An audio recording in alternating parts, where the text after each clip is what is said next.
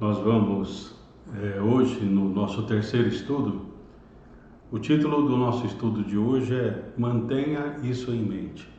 Nós estamos analisando o capítulo 8 do livro de Romanos, que a série que estamos trazendo tem como título geral Uma Vida no Espírito, e hoje nós vamos ver por que eu tenho que manter isso, o que nós vamos falar hoje em mente, e não nos esquecermos realmente destas verdades, dessa essência da palavra de Deus para as nossas vidas. Nesta meditação de hoje, nós vamos pegar no capítulo 8 de Romanos, os versículos de 9 até o 11. Nós procuramos dividir essas perícopes, vamos dizer assim, esses pequenos trechos, para que a gente possa, vamos dizer assim, degustar de uma maneira melhor e mais profunda, extraindo realmente a essência da palavra de Deus para nutrir a nossa vida em todos os momentos. Na revista atualizada diz assim: vós, porém, não estáis na carne, mas no Espírito, se de fato o Espírito de Deus habita em vós. E se alguém não tem o Espírito de Cristo, esse tal não é dele. Se, porém, Cristo está em vós, o corpo, na verdade, está morto por causa do pecado, mas o Espírito é vida por causa da justiça. Se habita em vós o Espírito daquele que ressuscitou a Jesus dentre os mortos, este mesmo que ressuscitou a Cristo Jesus dentre os mortos, vivificará também o vosso corpo mortal por meio do seu Espírito, que em vós habita. E na outra tradução, que tem feito parte dos nossos estudos, a tradução de J.B. Phillips, do texto de Romanos, esses versículos traz para nós, e ele faz assim uma pequena divisão, na tradução de J.B. Phillips, ele pega de 1 a 8, e depois do 9 em diante, ele faz uma pequena divisão, uma perícope, vamos dizer assim. E aí, então, o título desse novo estudo dele, ou dessa nova abordagem da tradução J.B. Phillips, diz assim: o que significa a presença de Cristo dentro de vocês? Então, é isso que eu tenho que manter em mente, o significado da presença de Cristo em nós, vivendo em nós. E essa tradução, então, ela traz mais ou menos assim a ideia: mas vocês não são carnais, e sim espirituais, se o Espírito de Deus encontra morada em vocês. Na verdade, sob hipótese alguma, vocês podem ser cristãos se o Espírito não está dentro de vocês. Ora, se de fato Cristo habita em vocês, sua presença significa que a natureza pecaminosa de vocês está morta, mas o Espírito vive por causa da justiça que Cristo traz consigo.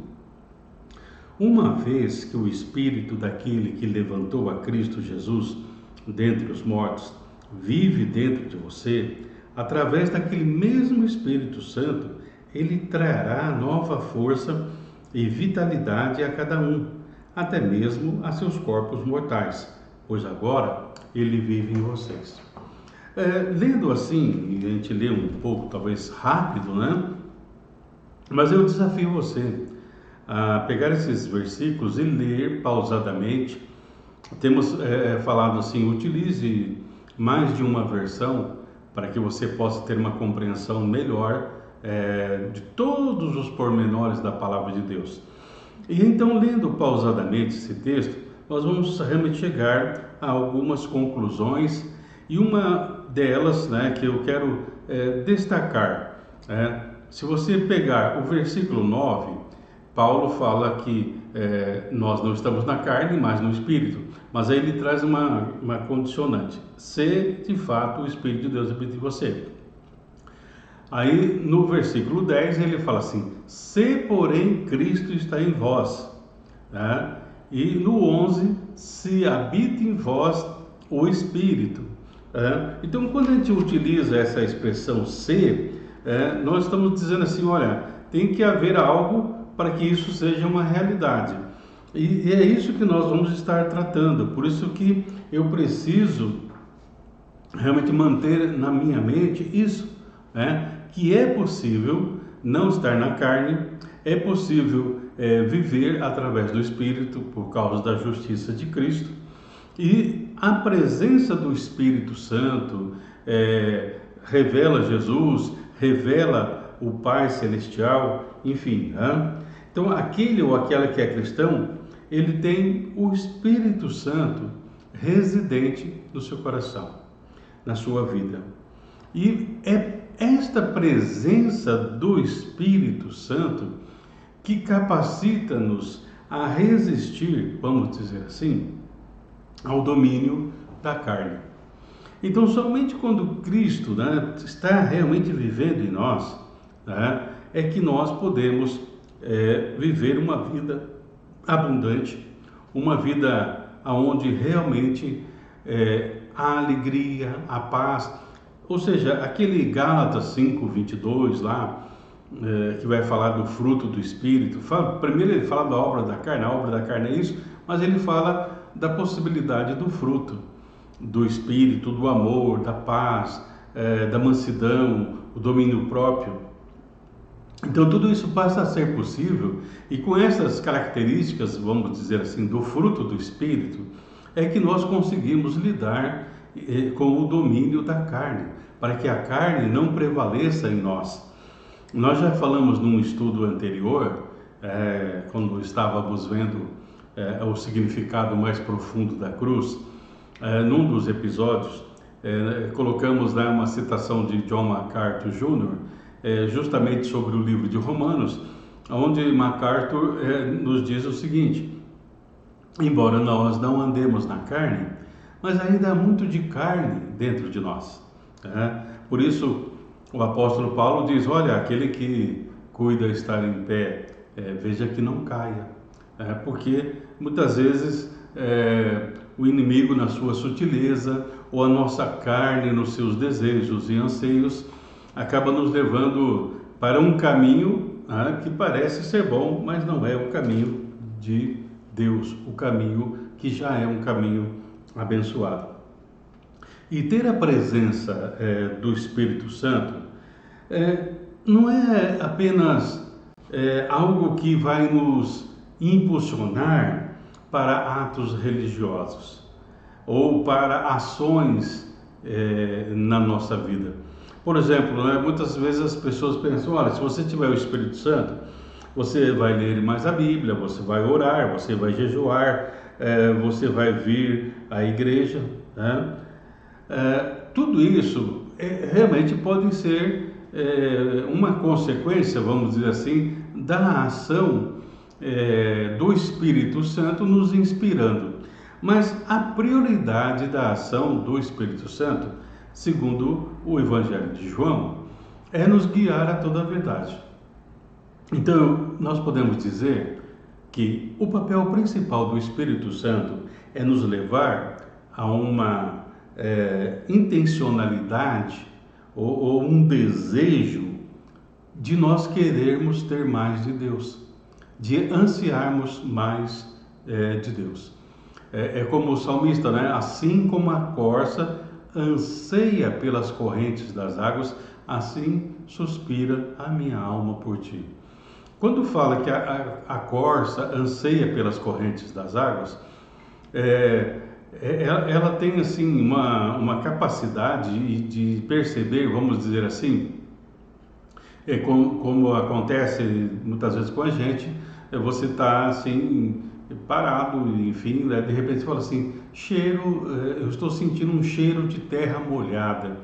Então dá a impressão que está chovendo em alguma localidade próximo de você, mas você não está vendo, e isso traz essa dimensão de um cheiro de terra molhada. Então a corça, ela anseia tanto pelas correntes das águas, ela está com sede, ela está com uma necessidade, então ela vai procurar esse cheiro de terra molhada e vai caminhar em direção a isto, né? Ou seja, ao propósito de dessedentar, matar a sua sede. Então, nós que temos a presença do Espírito Santo, uma pergunta diagnóstico: existe em nós um desejo, uma intenção de querer ter mais de Deus? Ou querer ter mais coisas de Deus? Você quer ter mais de Deus ou ter mais coisas de Deus? É certo que com Deus nós podemos ter mais, mas a presença de Deus e a sua graça tem que nos bastar. C.S. Lewis, ele diz assim: quando acreditamos no Evangelho e confiamos em Jesus para nos salvar, foi então que fomos selados com o Espírito Santo. Se você é um cristão, então a Bíblia o chama de templo de Deus, porque o Espírito Santo de Deus habita em você. Como filhos de Deus, temos literalmente o Espírito de Deus vivendo dentro de nós. E é o Espírito Santo que vai nos ajudar a romper a nossa cegueira, a nossa cegueira espiritual. Ele vai nos ajudar a vermos com clareza através da palavra de Deus, e ele vai nos capacitar a obedecermos a palavra. Então o Espírito Santo não só revela a palavra, mas ele traz para nós o poder e a compreensão desta palavra e a ação de ser viva e eficaz esta palavra dentro de nós. Então a presença, a morada do Espírito Santo em nós é algo fundamental. Isto é muito importante, por isso que eu tenho que manter isto em mente. Quando a gente fala em mente, na verdade não é a parte cognitiva apenas, mas é uma coisa que está no nosso coração, no nosso próprio espírito, porque independe do sentimento, porque muitas vezes as pessoas têm um sentimento da ausência de Deus. Até tem um autor que ele escreveu um livro que é assim, a presença ignorada de Deus, e eu creio que talvez seja isso. Não é que Deus está ausente, mas muitas vezes nós ignoramos ou desconhecemos o agir de Deus em certas circunstâncias ou na maior parte das circunstâncias da vida. E ter a presença do Espírito Santo em nós é algo transformador. O Espírito Santo fazendo morada em nossos corações. E aí então Paulo quer trazer para nós o que esta presença do Espírito, essa transformação profunda trazida na vida daquele que acredita no Senhor. Então, o diferencial, vamos dizer assim, do Espírito Santo em nós é esta manifestação do fruto. O Espírito Santo vai manifestar em nós o fruto, esta alegria, essa mansidão, o domínio próprio. Então, estar no Espírito, nessa presença de Deus, é interessante, né? Paulo, se você observar no texto que nós lemos de 9 a 11, ele vai falar o Espírito daquele que ressuscitou Jesus. Então ele está falando aqui de Deus, né? O Espírito que é de Deus, o Espírito que ressuscitou Jesus. E esse mesmo Espírito vai estar em você. Então aqui nós podemos ver o trabalhar do Pai, do Filho, do Espírito Santo, de Deus produzindo em nós realmente tudo aquilo que é necessário para o viver cristão. No versículo 10 diz que nós passamos a ter uma vida, pois esta vida agora vem através de Jesus, que nos justificou, nos tornou justos diante de Deus.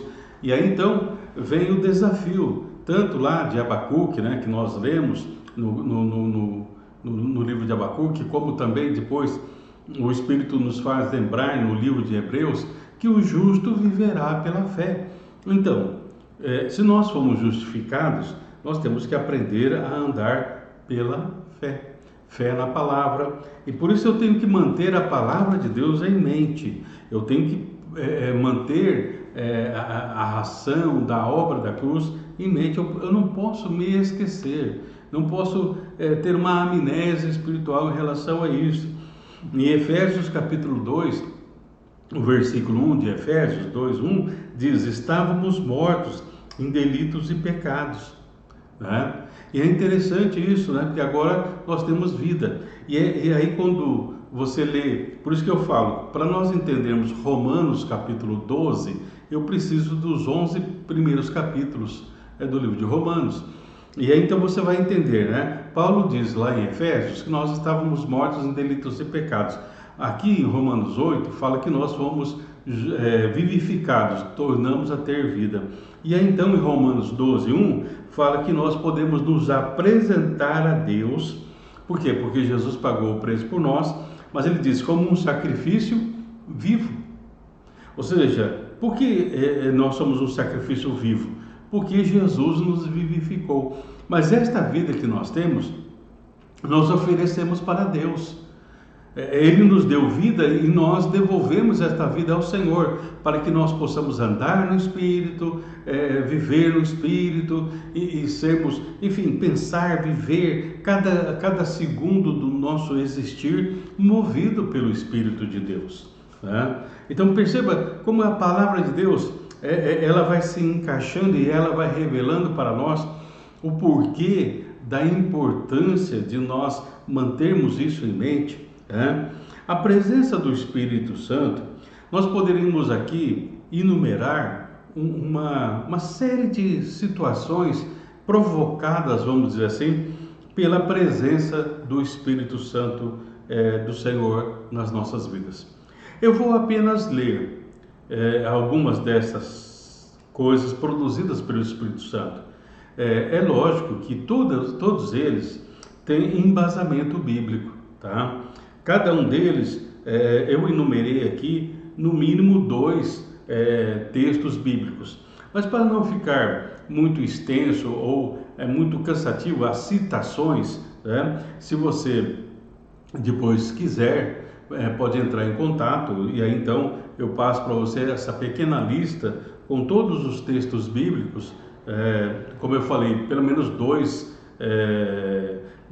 passagens bíblicas para cada uma dessas situações, tá? Então a primeira coisa, né, que a presença do Espírito Santo traz para nós ele nos dá nova vida, é o vivificar. Outra coisa, né, que o Espírito Santo trabalha em nós, ele confirma em nosso coração. Quando você ler, principalmente na revista atualizada, o Espírito testifica com o nosso Espírito, significa que ele confirma que nós pertencemos ao Senhor. Então, o sentimento, ou melhor, eu não gosto muito dessa expressão, mas a certeza e a clareza de que nós pertencemos ao Senhor, há uma testificação no nosso espírito.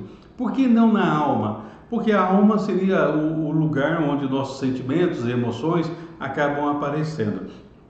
Mas então nós temos uma convicção da fé no nosso espírito, que nós pertencemos ao Senhor. Ou seja, em nenhum momento nós estamos sozinhos em nossa caminhada. Um outro ponto muito sério e importante, nós somos inseridos na realidade do corpo vivo de Cristo.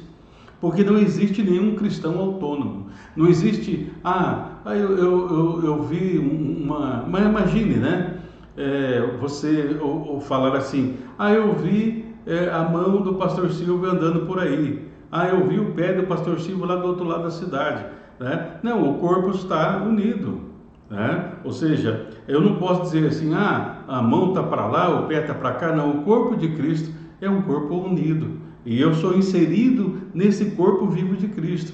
Eu não sou uma mão autônoma, eu não sou um pé, eu não sou, né? Nós somos parte integrante do corpo de Cristo. Tá certo que nem todos são mão, nem todos são pé, como diz Paulo, mas nós somos um em Cristo. Então, aí vem a importância que transcende a questão da denominação, mas que é importante você estar congregando em algum lugar. Independente da instituição ou denominação, mas aonde se reúnem pessoas que formam a igreja, o corpo vivo de Cristo. Nós somos inseridos nesse corpo de Cristo. Também o Espírito Santo, ele vai distribuir para nós os dons, ele vai nos capacitar com dons. E outro ponto, né, além dos dons, nós temos aí o quinto ponto, que é uma compreensão e uma aplicabilidade da palavra de Deus. Ou seja, não é só compreender a palavra, mas é uma aplicação da palavra na nossa vida e no nosso viver. Também o Espírito Santo ele nos ajuda em oração. E não só nos ajuda em oração, mas ele trabalha em nós também, intercedendo por nós. Como diz Paulo, ele intercede por nós com gemidos inexprimíveis. E o Espírito Santo, ele nos capacita e nos guia, né, como cristãos, a vivermos e realizarmos a vontade do Senhor, né? E esta vida manifesta do Espírito Santo, ela é tangível, perceptível, palpável, através do fruto do Espírito.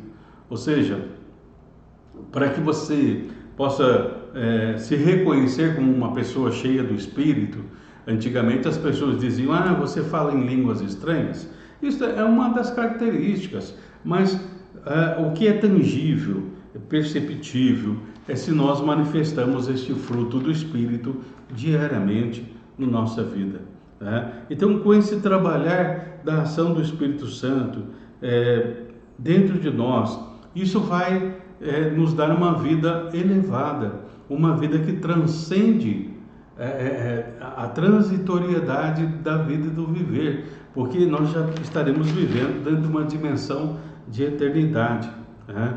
Então, a luz da presença do Espírito Santo em nós, que revela Jesus, ele vai sempre nos apontar para a pessoa de Jesus e para a obra da cruz.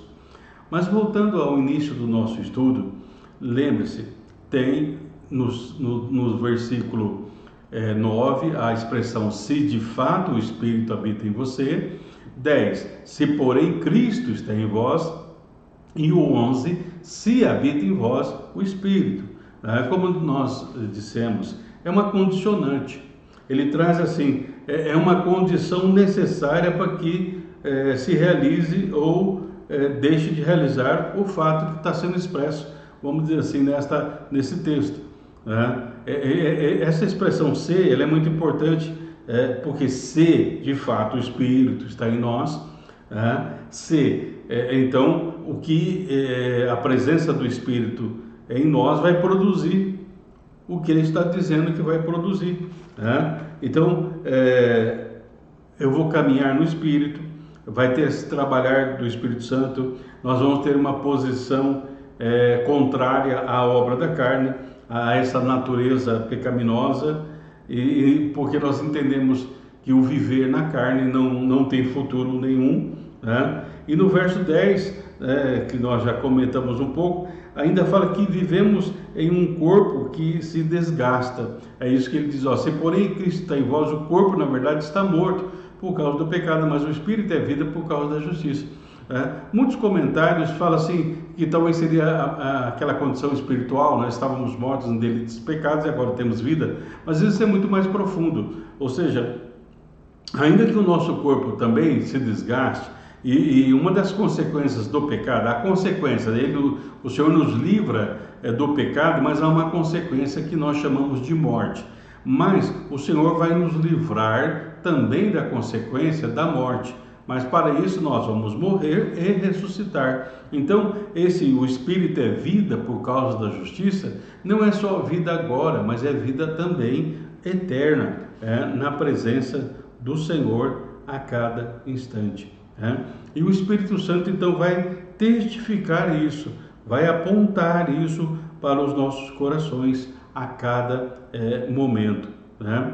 Então seria como a cada instante, né? O Espírito vai nos apontando o caminho, vai nos capacitando a seguir, vai fazendo muitas vezes calar e sossegar a nossa alma, que muitas vezes, né, como diz o salmista, porque estás abatido, ó minha alma, porque te perturbas, né, dentro em mim, né? Então o Espírito Santo ele vai trazer para nós, e é isso que eu tenho que manter em mente, né? A obra consumada de Jesus Cristo na cruz, né?